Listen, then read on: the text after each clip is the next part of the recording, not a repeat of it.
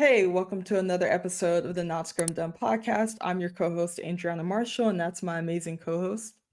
Grand Scrum Master Scott, greetings. Today, we're talking about how a leader can help their organization be agile. One of the challenges that we see on a regular basis is organizations try to be predictable when it's unrealistic.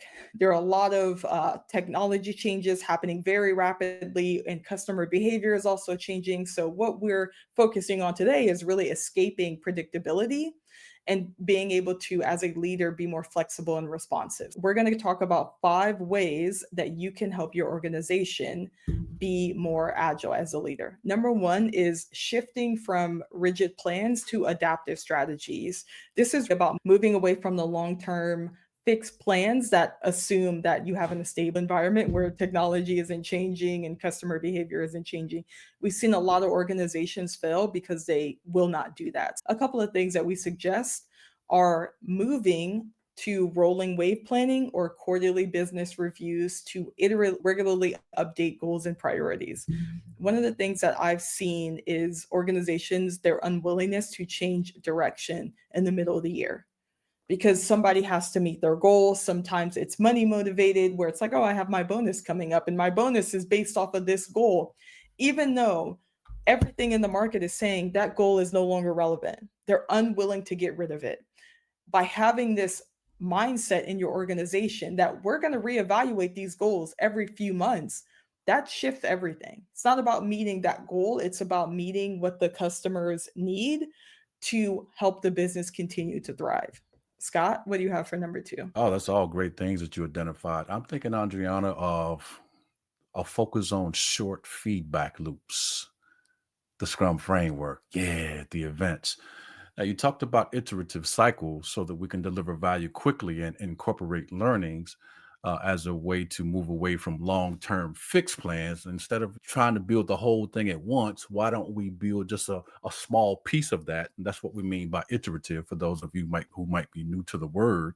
I'm thinking we can use metrics like customer satisfaction instead of trying to enhance predictability. Why don't we have more feedback loops with the customer to make sure that, okay, we build a little bit, put it in their face at the sprint review, get feedback on it, go back and iterate on that, make it, improve it in some kind of way, show it to them again, just to validate that we're going in the right direction. So that's what I mean by short feedback loops. Adriana, next The one. third one is encourage experimentation. What this means is, as a leader, you should be promoting a culture of experimentation where teams can test assumptions and try new ideas without fear of failure. If you want your organization to be innovative, they will fail. Every innovation story, you find a founder who's failed at two, three other things. I think there are a few ways that you can do this. One, you could do A B testing to gather insights.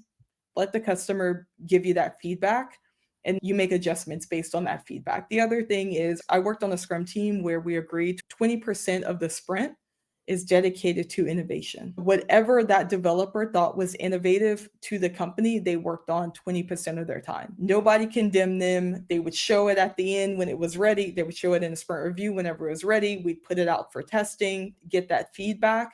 Some of it worked, some of it didn't. That's just the price of innovation and experimenting.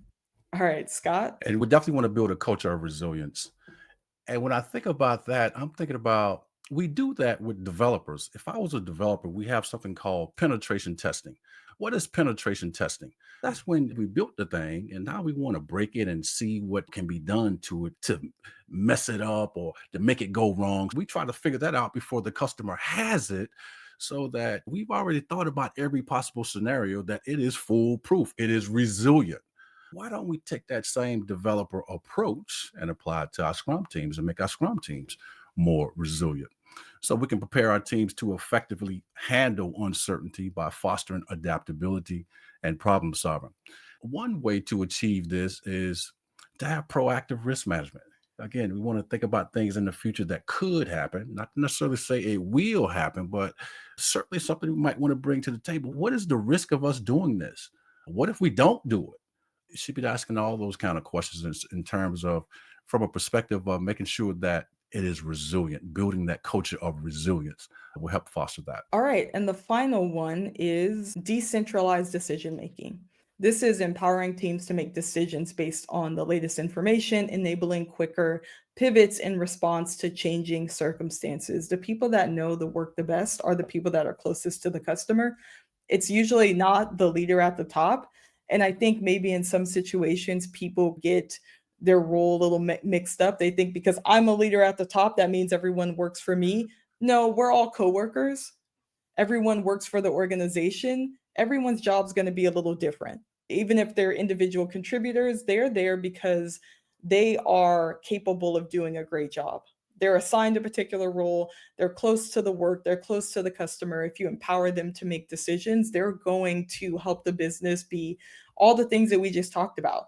Innovative, you'll get better feedback loops, you'll get better planning, and you'll be able to reach different goals. You'll be more resilient as an organization. This one kind of encapsulates a lot of what we just talked about, because you have to have this last one to be able to truly fulfill the other four that we just talked about. We talked about 5 ways a leader can help their organization escape predictability, shift from rigid plans to adaptive strategies, focus on short feedback loops, encourage experimentation, build a culture of resilience, and decentralized decision making. If you'd like to connect with us, check out our LinkedIn's in the description. Our courses, our websites are all in there. We have free resources, paid resources, live courses, self-paced courses. So check that all out in the description. If you have any questions, you can email us, join our email list, and you can reach out to us via LinkedIn. If you made it to the end of this video, that means you have an attention span greater than a goldfish. Be legendary, but not Scrum Dumb. See you in the next episode.